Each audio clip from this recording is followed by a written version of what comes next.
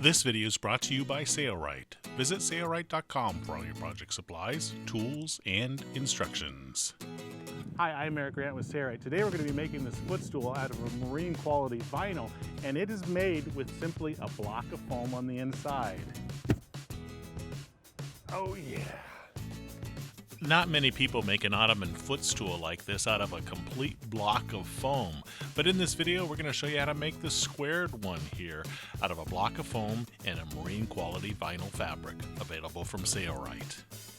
Yes, you heard right, there is no wooden frame. This Ottoman will be made from a block of foam that has layers of foam thicknesses glued together. To get the foam into the cover, we will compress it using a vacuum and silk film. We'll show you every step required to make this square Ottoman. We're going to have a short discussion about foams, and then we're going to show you how to cut and glue the foam layers together. In this video, we're going to be showing you how to make the square Ottoman here, made from a marine quality vinyl called Umbrella Horizon. However, if you'd like to make it out of a woven fabric, as shown here, the principles are just about the same. This one has no top stitching and no channeling on the top. This one is 20 inches high by 24 inches on the top squared. We should definitely talk about the foam that you pick for your Ottoman footstool. Now, if you're using it for simply a footstool, you don't need a really high quality foam. You could probably get away with a medium density foam, and it doesn't need to be too firm. But if you plan to sit on it like I am now and use it as an additional piece of furniture for maybe extra guests, you need to pick a good quality foam, and that is a high density polyurethane in a firm, what we call IFD. It has to do with how soft the foam is. And this is exactly what this Ottoman is made from. It's a high density polyurethane foam, and it's a firm IFD, and it's several layers of foam glued together, so you can make this whatever height you want. Now, even though a lot of companies call their foam high density, it may not be. The only way to check is if they advertise their density rating. A high density foam will be a density rating of 2.3 or above. This is a 2.8, and that is excellent, and you can get that at Sailrite. For this footstool or seat, we want it to be 12 inches tall. So if you buy a high density 6-inch foam, you only need to cut 2 layers and glue them together. It is very customary to glue sections of foam together to gain a thickness, or to sometimes gain a preference on how soft or how firm the foam is. For instance, you may want to put a really firm foam on the bottom and a softer foam on top for comfort. For us, we're going to use some of our scrap foam, though you could get both these round footstool and the square footstool done with one sheet of a 6-inch foam that is 24 by 80 inches. For us, we have a 5-inch foam, and we're going to use 2 sheets of a 1-inch to gain our 12 inches in height. So I'm going to mark it to the size we want. For us, it's 18 inches. And we will cut 2 of these out. So we're going to measure over another 18 inches and mark another one. We'll be using the Sailrite blade foam saw to cut this foam. It has a nice base that makes the cut almost perfectly vertical, and a 2-blade system, one stationary, one moving, that cuts through high density foam nicely.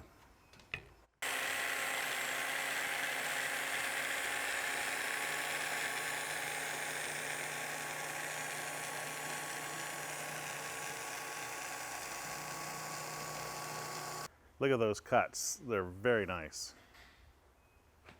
Now, cutting high density foam with an electric kitchen knife, one that you use for Thanksgiving to cut a turkey, is a little bit more difficult because high density foam has so much density to it. But if you move the knife up and down as you cut, it does work. So you don't have to necessarily buy a professional foam cutter like that. Let me show you, demonstrate how it works. So what I've done is I've split my table so I have a gap between the table, and I've laid this line directly on the edge of the table, so I'll be able to use the edge of the table like this to kind of keep my blade straight, because I have to concentrate on keeping the cut straight. So here we go.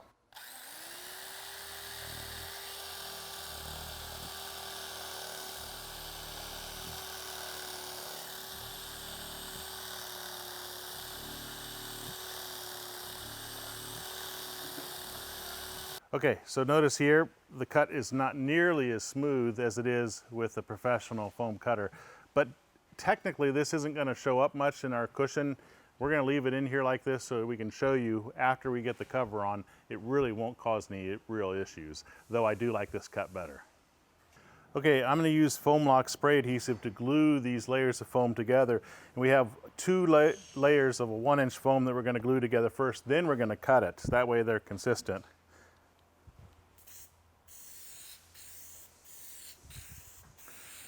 So I'm going to spray both surfaces of my foam so it bonds well. I really should have some paper underneath this, but I'm being careful not to go to the edges. I did put some paper down so that I get closer to the edge and I don't have to get glue all over my table.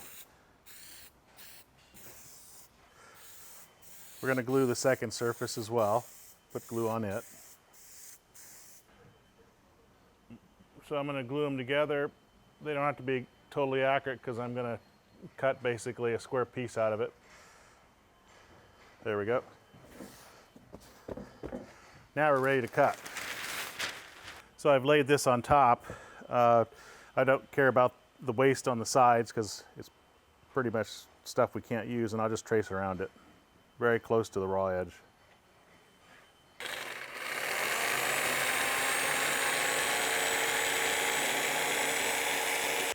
Okay, don't ever be concerned about the foam yellowing a little bit. A little bit of UV, in fact, a couple days it'll start turning yellow, but that will not affect the integrity.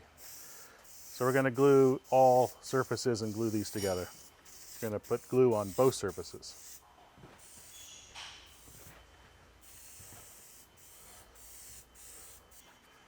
Okay, we waited about a minute for it to tack up. I'm going to put the side that was cut with the electric kitchen knife on the same side of this one that was cut with the electric kitchen knife. Now the sizes aren't exactly perfect, but they are close. And the neat thing is, what you can do is you can actually press the foam in to get the sides to be pretty accurate. It'll compress a little bit. And once it's bonded, it's going to stay bonded, so you got to work with this pretty quickly. After it starts to cure, you won't be able to move it around much.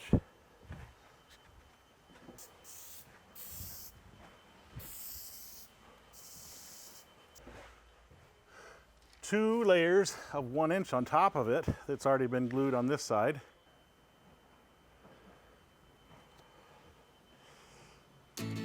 Next, we're going to cut our fabric to the appropriate size for our Ottoman. Okay, we're making an 18 by 18 by 12 inches high footstool or seat. So I have my plates here. I have my top and bottom, that's times 2, and then I have all my sides. So notice the sides are 12 inches by 18, top is 18 by 18. Well, we want to add some seam allowance, but we don't want to add a lot of seam allowance because we want it to be a nice tight fit. So guess what? We're only going to add a 1/2 inch to every one of these. So we're going to go 12.5, 18.5 on every single one of these things, including this one. We want the top plate to have channeling, so we're going to sew in channeling into it. So I don't want to cut it 18.5 by 18.5. I want to cut it larger because after you sew the channeling in, sometimes it shrinks up a little bit. So we're probably going to cut that one 20 by 20, and we'll show you what we're going to do there. If you've chosen not to sew in channeling, then you don't need to enlarge that top plate. Our vinyl fabric is 54 inches wide. I like to actually nest it up like this, just real rough, as you can see. There's my 18.5 by 18.5, and there's my 20 by 20. So that's the best cloth usage. I have this as extra if I wanted to make anything else, and then obviously any extra fabric down the length. I'll get my best cloth usage like that. Sayrite carries a plethora of seating vinyl brands. This one is Umbrella Horizon Textile. You can see it's got a specific pattern to it that's just gorgeous, and the vinyl feels beautiful. And on the back side of this fabric is a very soft polyester tricot. Now the first thing you want to do is, these are factory edges, they're going to be straight, but this edge that is cut when we ordered the fabric is not going to be straight. So we're going to use our clear acrylic ruler, make sure it's straight along this edge, and we're going to strike a line across here so that we can cut this edge perfectly straight. If you use a rotary cutter, you'll find that cutting without anything against this edge will create a bubble. Watch. See the bubble happening? Gets worse and worse as you go. But if you put a straight edge along that line And this also keeps your line nice and straight and keeps you from damaging your good fabric in the middle. Works like a dream. We're using a cutting mat on the bottom side to prevent damage to the rotary cutter. That's very important if you want to keep a sharp blade. So now that we have a straight edge, we're going to measure over, according to our paper here, 12.5 4 times. 18.5. And we're just marking the bottom side, making sure that it's straight along our lines.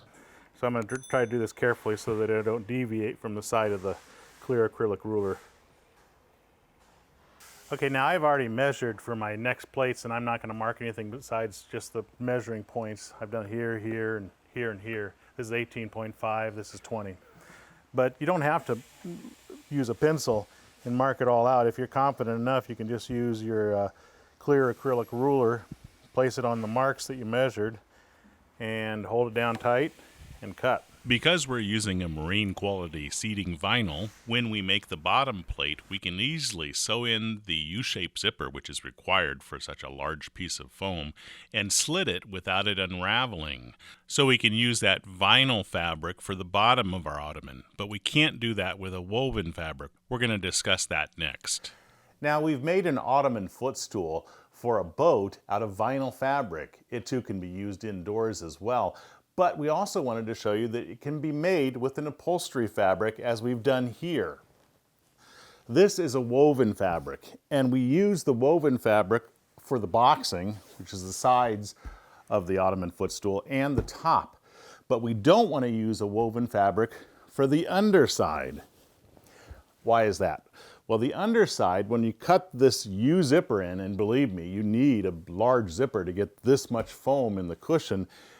If you cut a slit in the woven or upholstery fabric, you'll have unraveling like crazy. So we recommend using a cushion underlining material. We have cushion underlining material that's very inexpensive. And then we have other types that'll work well too, like Fifertex Plus, Solstice, that's what's on this, and also Super Grip underlining material, which doesn't move if you have wood floors. It'll just stay put basically because it's so grippy. So if you use a cushion underlining, you can go ahead and slit for the U zipper and it will not unravel. For the top plate, we're going to sew in channeling. This is completely optional. This is my fabric back, what we call sew foam. So notice it has a fabric backing so that you can sew through it, and the fabric backing supports the stitch. And the top side has a foam. We're using a 1/4 inch, though you could use a different thickness. A 1/4 inch will give us small channels, but that's what's on the boat already. So we're going to go 20 inches. Remember, we're going to cut this oversize right now. So I'm just marking it 20 by 20. This doesn't have to be accurate, it's oversize.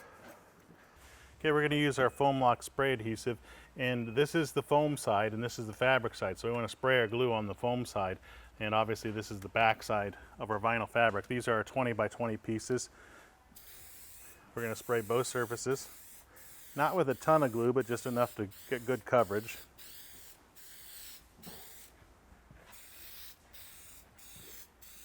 So I'm going to fold my sew foam, or fabric backed foam, and kind of find the middle and smooth it down. If you see any bubbles, get it off right away because it's going to stick pretty good.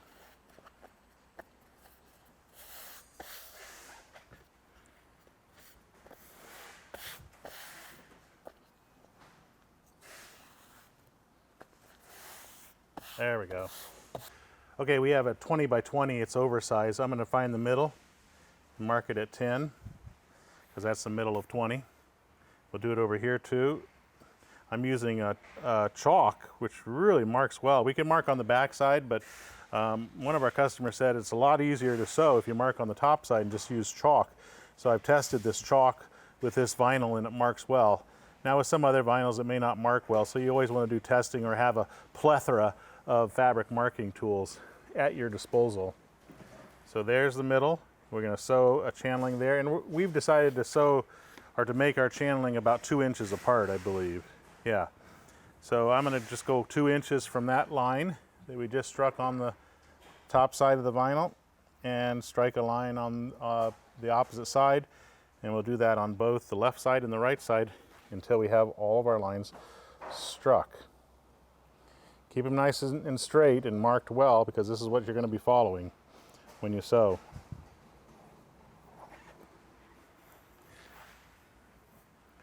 Okay, I've got some scrap here that I glued to my sew foam with the fabric backing down, and I don't have any lines marked on this, but you need to test for tension and to make sure that it looks good. So I'm going to put it underneath the foot of the sewing machine.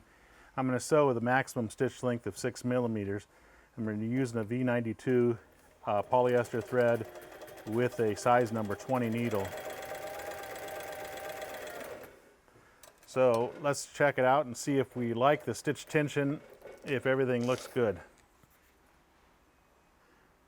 Looks pretty, I see a knot there, so looks like we have a little bit too much tension. Now on the bottom side it doesn't really matter much because you're not going to be seeing that, but the top side definitely matters. And I'm going to reduce the tension by 1 3/4 inch turn. So basically a 3/4 inch, or 3/4 turn is what I did. And let's see what we get now.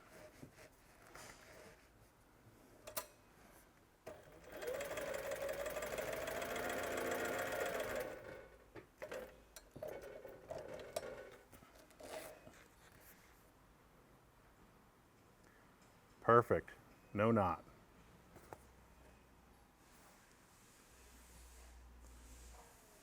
You can just see the knot on the back side. I think what I'll do is do it a 1/4 turn, and we'll stick with that. Okay, remember this is oversize, so I positioned it where I want. I'm not going to do any reversing because we're going to be cutting it down to size, and we're just going to sew right on top of that line that we struck on the vinyl fabric. We're going to sew fairly slowly because we're trying to keep it nice and straight.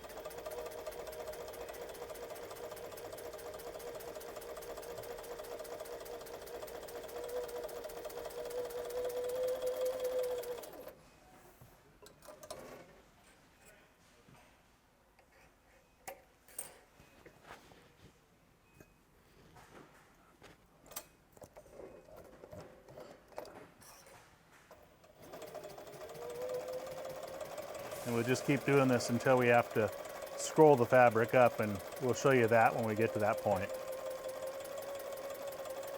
Okay, if you had a larger piece, you'd have to roll the fabric up and sew your next one like this. We can actually flip ours and do it like this and just start from the other end because we're almost at the middle position.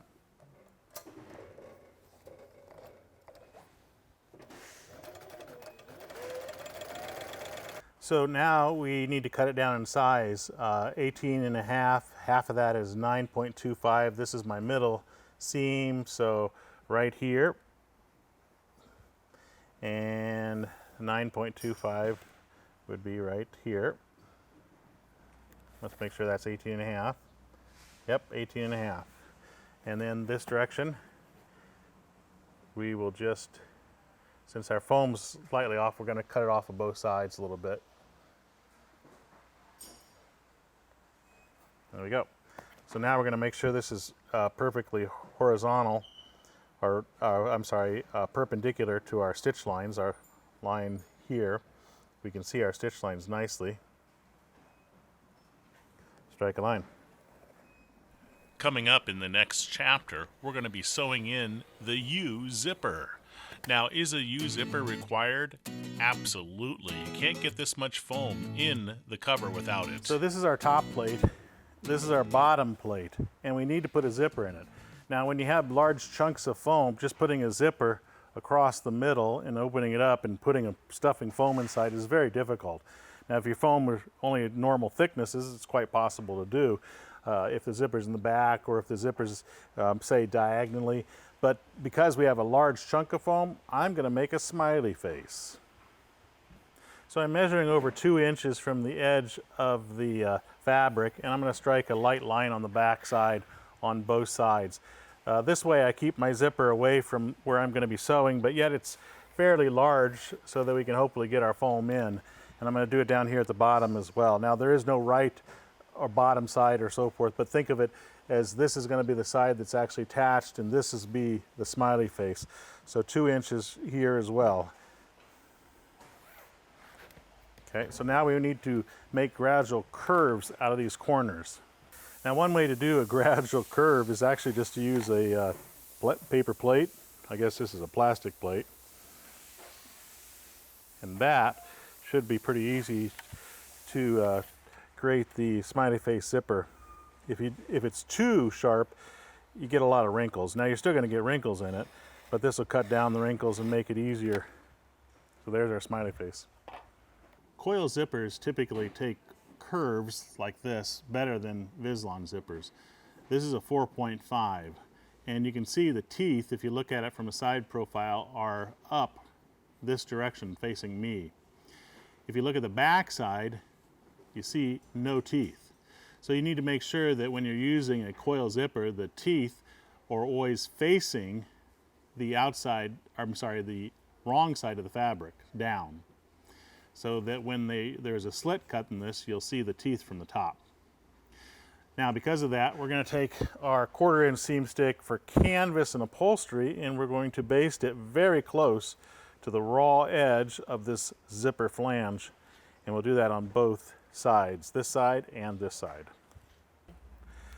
So I'm going to peel off the transfer paper on one side, and I'm going to put the zipper's teeth right on top of that mark.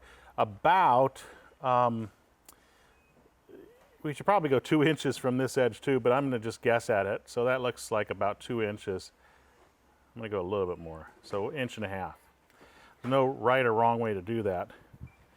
And I'm going to baste it right on top of that line that we struck. It doesn't have to be exactly accurate, but it should be fairly accurate to that. I don't know if you can see it in the camera, but there's my zipper. And when I go around this corner here, you're going to notice that I'm actually introducing a few little, well, I won't be here, wrinkles. We'll have to have some wrinkles over here. When I'm going the outside corner, I don't necessarily have to have those because it's having to stretch rather than compress.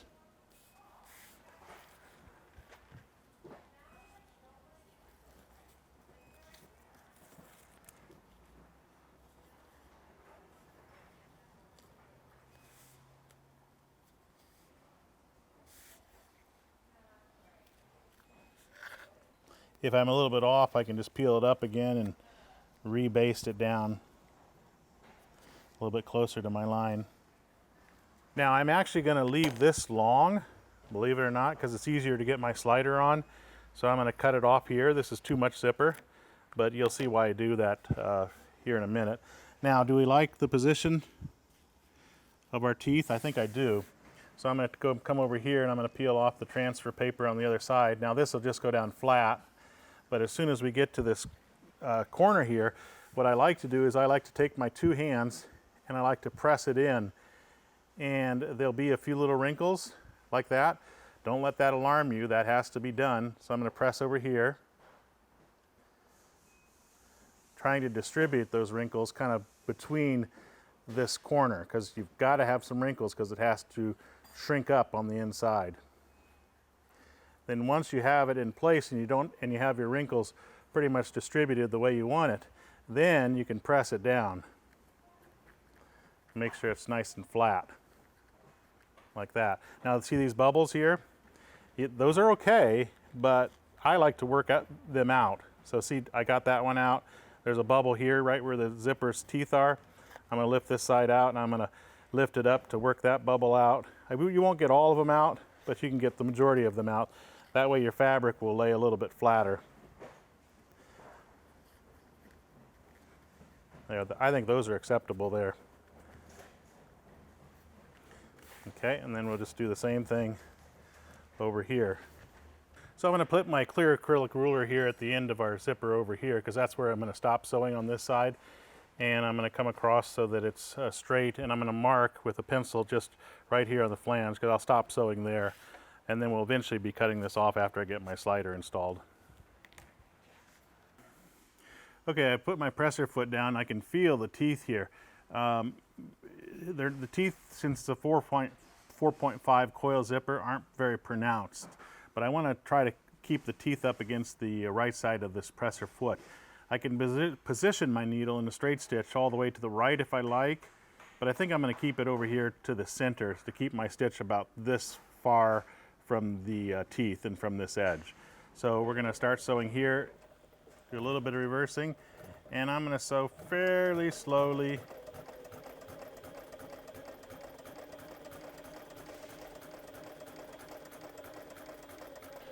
Don't worry about sewing over those wrinkles in the corner.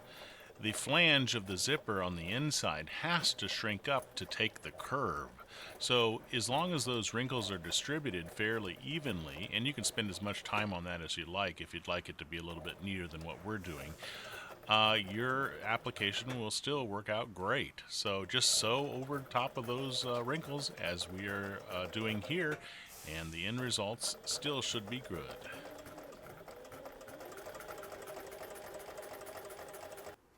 Usually I like to sew zippers on the same side of the presser foot, but I can't sew from this side. Obviously I'm going to sew this, I'm sorry. I can't sew from this side very easily because of the fact that I have all this fabric. So what I'm going to do, since I started with the needle in that position, I'm going to sew on the left side of the zipper foot because the needle's right in the center position. So technically it's sewing right in the same spot on this side. Now this outside edge of the zipper flange, when it goes around the corner, has to stretch. That's why there are no wrinkles in it. So we won't have to sew over wrinkles when we're sewing this side of the zipper's flange.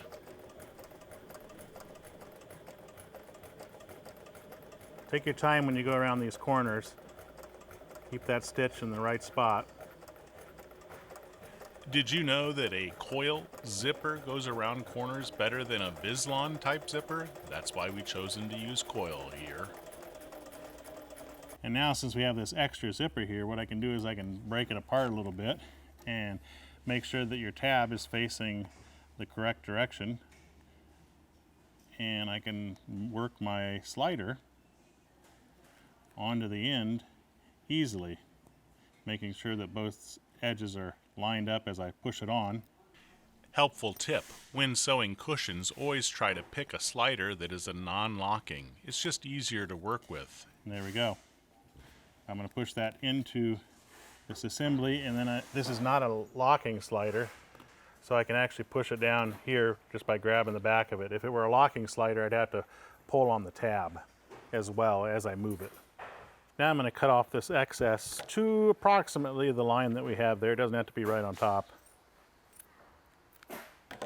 Okay, I've cut some scrap, and it's the width of my zipper, and I'm just going to cut it to approximately there. Cut two pieces, one for one side and one for the other.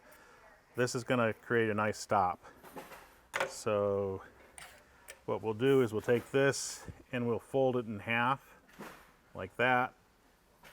And we'll place it right on the end of our zipper, and we will sew across it. Now remember, if you haven't put your slider on and you sew these stops on the ends of the zipper, you'll have to remove them to put the slider on. So make sure that the slider has gone on first before you sew these stops. We're going to sew one on this side, or this end I should say, and also the other end. We are not going to show it. So we're going to slit this open now that we have the zipper installed to the back. And I'm not going to start here at the end. I'm actually going to start about an inch or so down. It's actually an inch and a half down. That way when we pull our slider can actually be tucked into underneath the vinyl. Our slider tab, I should say. So I'm going to use a seam ripper here to start a slit. Like that, and then I'm going to carefully go around with the seam ripper, trying to stay in the middle of these stitches. So go slow.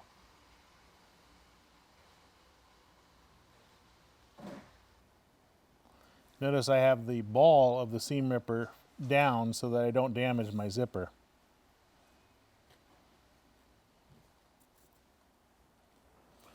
And we will stop short on the other end the same way that we did here at the beginning. We're going to stop about an inch and a half before we reach the end. Okay, so there's our opening, and when we pull the slider all the way to this end, Then what we can do is we can actually tuck the slider under the vinyl like that, and it's completely out of the way, hidden under the vinyl because we cut it short. Now we're going to take our sides, or the boxing, and join the ends together.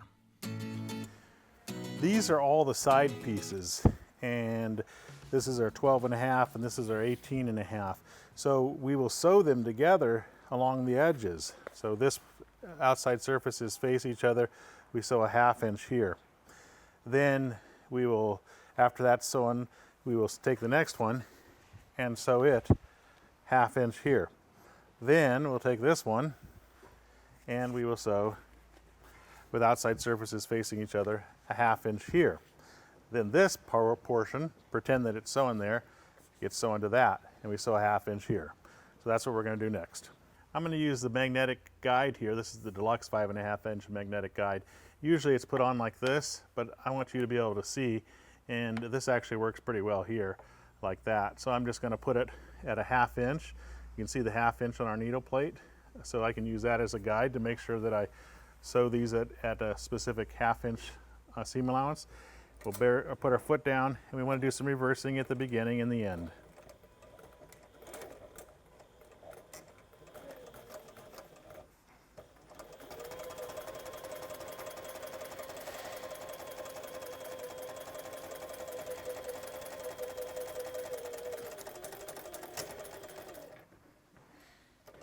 We'll open this up and lay outside surfaces so they're facing each other yet again, and we will sew the next one.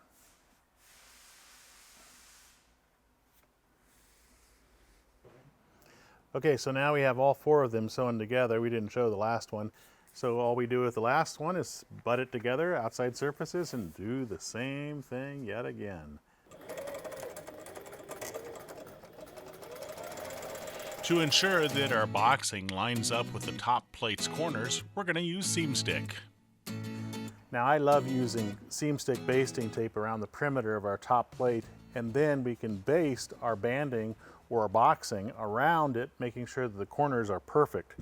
So I'm going to put this on very close to the outer edges because we never want this double-sided tape to show up in our seaming. To turn a corner, I'm going to create basically a 45-degree bend and just tuck it into itself. So I'm going to pull the transfer paper up just to the middle position, since this is a pretty small project right here, right like that. And I'm going to take my banding, and I don't have a wrong side or a right side. They're all equal. If they weren't, then you got to make sure that you put the back side here or the front side, whichever it is. But we don't have to worry about that. So outside surfaces would face each other, so it would go on like this. And what I want to do is I want to match up the corners here. So here's the seam allowance. That seam allowance basically gets butted up to that edge, and then I carefully baste without pulling, because this is a 4-way stretch vinyl. You can stretch it out of shape, and you want to make sure that this corner lines up. And if it's off, as you can see it is slightly off over here, that's easy to fix. What I'm going to do is I'm going to shrink this one up a little bit. So I'm going to unbaste it. That's why I love using seam stick. And I'm actually going to push this panel in slightly as I baste without causing wrinkles. So see, you may not be able to tell in the camera, but I'm actually pushing the fabric this direction as I baste this top boxing. A little wrinkle there, that's fine. It's not an extreme wrinkle. I'm just shrinking it up a little bit as I baste. And then we'll check to see if we are on. Look at that. Now we're on. So now I'll baste down, and then I'll make sure these are all worked out. So we got that one on. Then I'm going to come over here, and I'm going to start basting this one on. Again, I'm not pulling or stretching or anything like that until I come to this corner. And if I don't like it, I'll rebaste it again. Oh yeah, this one's a little bit long too. So I'm going to shrink this up a little bit. So I'm going to come to this corner and I'm going to check it out. And this one's falling right where I want it to, so I'm good here. And we'll just keep doing this around all the corners. So I'm going to start at approximately the center location here. The channeling is running this direction, so that's doesn't really matter which side we start on. It's all the same for the most part. So right here, and we're going to sew a 1/2 inch from this edge. So I'm using the guide here, and we will just start sewing.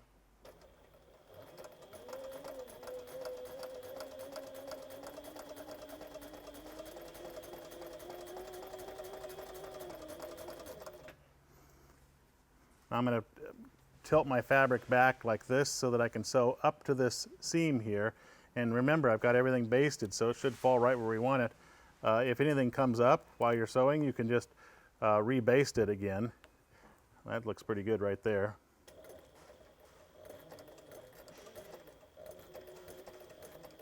So I'm going to sew into that stitch right there, bury my needle, have the needle come up slightly. I'm going to lift my presser foot, and I'm going to turn the assembly, and I'm going to push this fabric back and make sure that I really need a screwdriver here to push this material back, but it's because my magnetic guide's kind of in the way here. There we go. Just move it and then put it back on again. Add a 1/2 inch. And then you have to lower your foot. Don't forget to lower your foot because you'll have sewing problems if you don't. And we'll sew down the next side.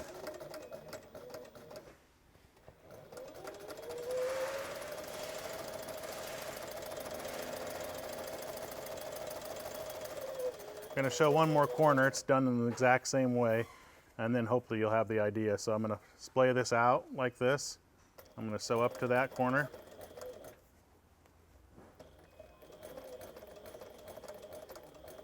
Up to that stitch.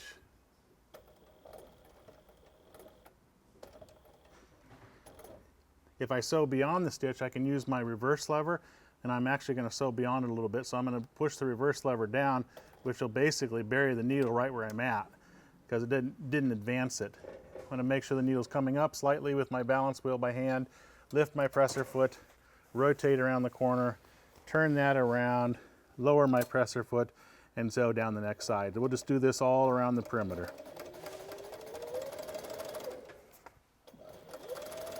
Okay, we're coming up to where we began, and we need this stitch to run exactly into that stitch, otherwise it'll look bad.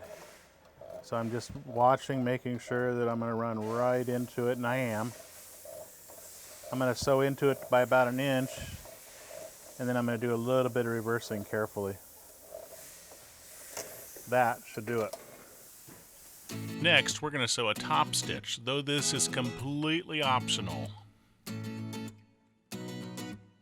Okay, before you sew a top stitch, which we are going to do on the top plate only in the sides, in the banding or the boxing, you want to look at your corners. So tuck them or push them out with your finger on the inside and make sure that they look pretty good. Yeah, that looks good. Okay, so we need to make sure before we sew a top stitch that we have plenty of bobbin, and we do. I've checked that. And where do we want this top stitch to overlap?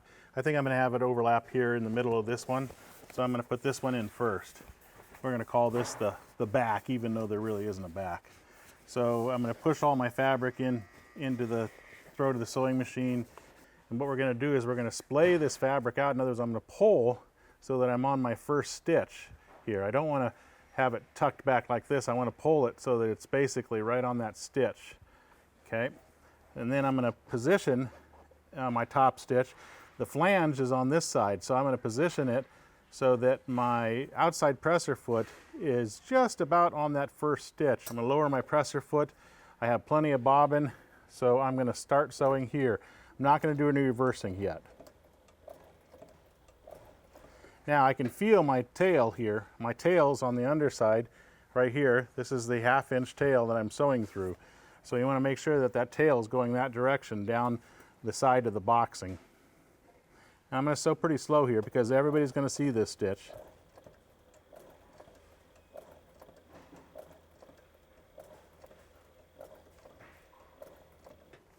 And I'm pulling the fabric as I sew to the left, and anytime I make adjustments, I'm going to make sure my needle's down.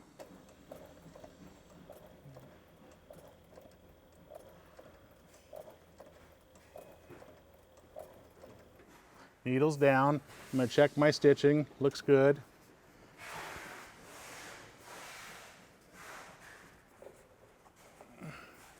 Position our fabric so I can sew my next few inches. I'm coming to this corner and there's a lot of bulk there. I'm going to roll the balance wheel by hand and bury the needle so I can spread out this bulk. This is the hardest part, the corners. Okay, so I've got that pretty much flat. I'm going to sew up to it. I'm going to have my needle be buried there. So I'm going to need to make a transition right at that seam there.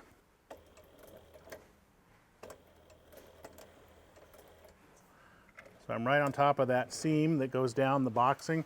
I'm going to lift my foot with my needle buried, and I'm going to pivot this assembly around, splaying it as flat as I can, lower my foot, and sew around this corner.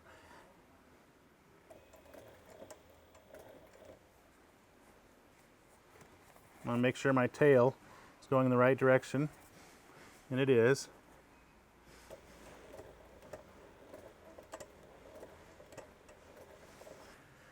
Sometimes when you go around a corner like this, you may have a lot of bulk fabric back here, and it may gather behind this presser foot bar down here.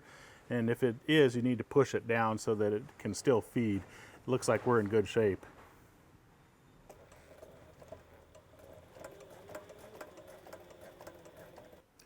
We're going to splay it out nice and flat up to that corner.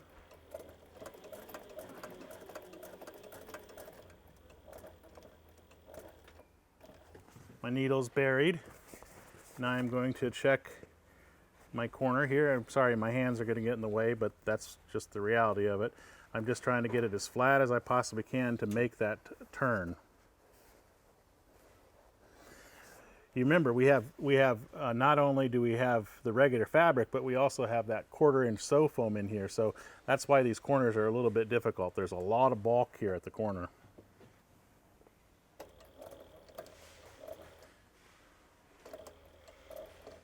Okay, I'm into that corner. I'm going to bury my needle. I'm going to lift my foot, and I'm going to pivot the assembly around.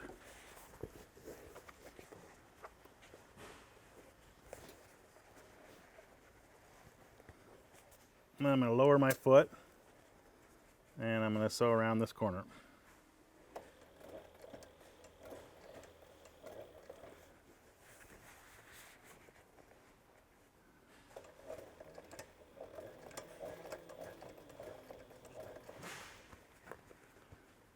We're just going to keep going around doing this exact same thing at all the corners, and we'll start filming again when we come across the part where we started. Okay, I'm going to cut the trailer thread on this one so that it's flush. And then when we sew up to this, we're going to do some careful reversing here.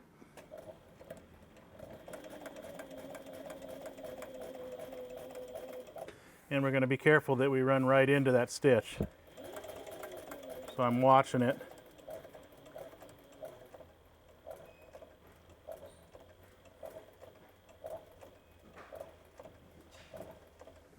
And then I'm going to do a couple reverse stitches. Okay, so now we want to push the corners out, and hopefully they look good. If they don't, you almost have to start over. Not much you can do to fix this because they're all visible. Yeah, she looks pretty good. Now we can join this assembly to the bottom plate, which has the zipper. We're going to call this our back side, though it doesn't matter. You could have any side the back side, but we believe that this should be the back side, and where we did the top stitching, this will be the back side. So I'm going to start my basting tape here, approximately the center location, keeping it very close to the edge of the fabric and baste around the perimeter like we did with the top plate. My cameraman says I didn't really do a slow enough job to show you the corners over there, but hopefully this will show you this is what you can expect, especially when there's a sew foam in here, 1/4 inch sew foam. Going around the corners is not an easy job, but I think we still accomplished the task nicely. So now what I need to do is I need to turn this wrong side out. This is our back side. There's where our top stitching was done. So the back side goes here. So I'm going to peel off the transfer paper just like we did on the top plate, and we will baste this around, making sure that the sides match up. So outside surfaces face each other, which means this goes on like a top hat, the wrong direction.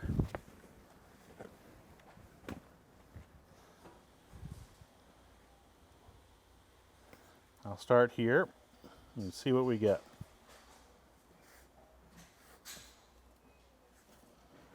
A little bit long. I'm going to shrink this one up a little bit.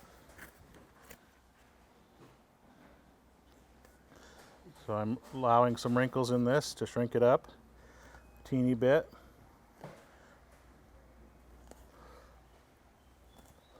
And look at that, it makes it perfect. Then I'll baste it down. So that's one side, and we'll just keep going around doing that same thing again.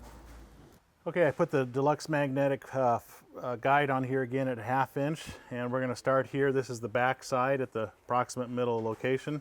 This isn't as crucial because it's just going to sew over the top of the previous stitches. We're going to just sew without doing reversing all the way around the perimeter, just like we did before. When we reach a corner, we're going to do that same thing again. We're going to make sure this fabric's not in there by pulling it out like this, and then we're going to tuck this fabric back and sew into that stitch. So right about a little bit more. I'm going to do it by hand and use the reverse lever so that I get it buried right on that stitch. There we go. Needle's coming up a little bit. Lift my presser foot. Tuck that fabric back under. Make sure that it's tucked under well.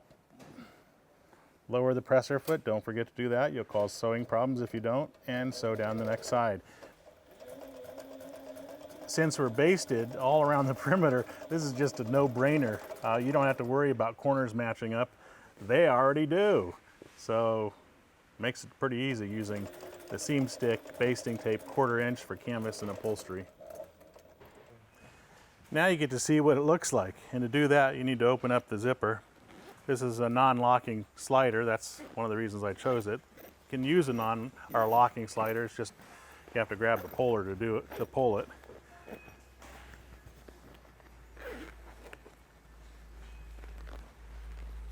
Okay, so turn it right side out.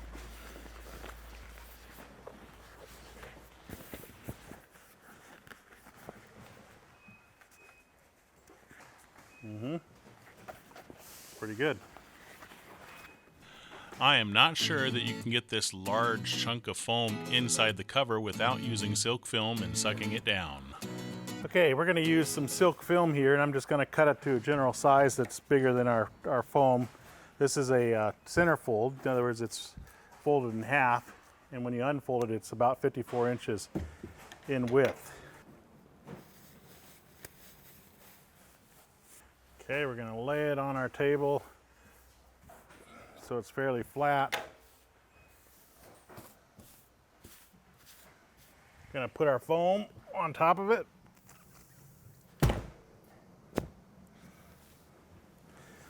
Then we're going to wrap it in the silk film all around the sides and everything. And then we're going to take a vacuum and we're going to put it on the foam and turn on the vacuum, and hopefully it'll suck the foam down. Watch. I've learned 2 things about using silk film and sucking the air out of the foam with a vacuum. For one, if you use a terrible vacuum, like I'm using here, it takes forever. If you use a large shop vac, like I have at home, it doesn't take nearly as long. Notice the foam on the bottom is extra firm. And the second thing is, if there is any gap or opening in the silk film, it won't compress at all. So a second helper can often help to cover up any possible gaps or openings in the silk film. And a second helper also helps to insert that foam into the cover once it's done so that you can keep the vacuum on it for the maximum amount of time. Once it's inside, you can turn it off and let the foam expand. Okay, so now that we have the vacuum off, it's going to start to expand pretty much right away. And we want to try to push everything into the corners because this is a large chunk of foam, and a large chunk of foam like this does not like to go into such a small opening. But we got it in there, and it was pretty easy using the silk film. It's taking a long time to expand. Oh, there we go. Put a hole in it. Bam! Look at that. Fill up instantly. Now we want to work the foam into the corners so we get the appearance that we want. It's actually not bad the way it is right now. I'm going to cut some of this away because this is just going to get in the way of our zipper.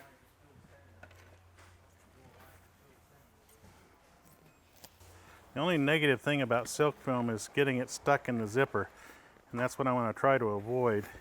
Sometimes what I'll do is I'll actually rip the silk film and tuck it in behind the zipper so that I don't have to worry about it. And this also allows air to escape from the foam when anybody sits on it.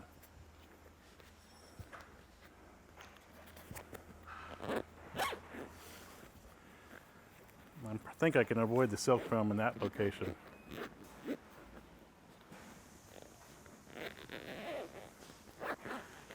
Notice I'm putting my finger inside of the zipper like this, my middle finger, and keeping the silk film out of the way of the slider.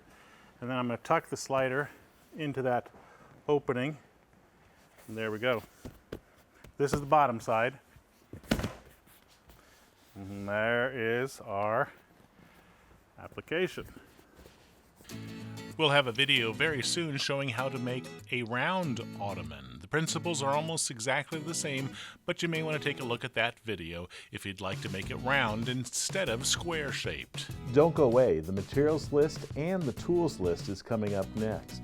It is only through your loyal support that these free videos are made available. Thanks for your loyal support.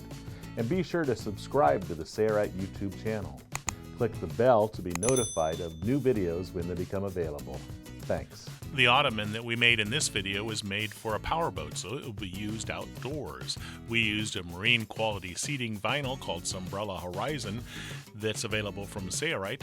Also, there are other vinyls like Eversoft that are great for applications like this. If you'd like to make it for indoor applications, you can use the vinyl, or you can use a woven upholstery fabric that's also available from Sayrite. If you have any questions about the materials or the tools that we used, be sure to give us a call or email us. We're glad to help. I'm Eric Grant, and from all of us here at Sayrite, thanks for watching.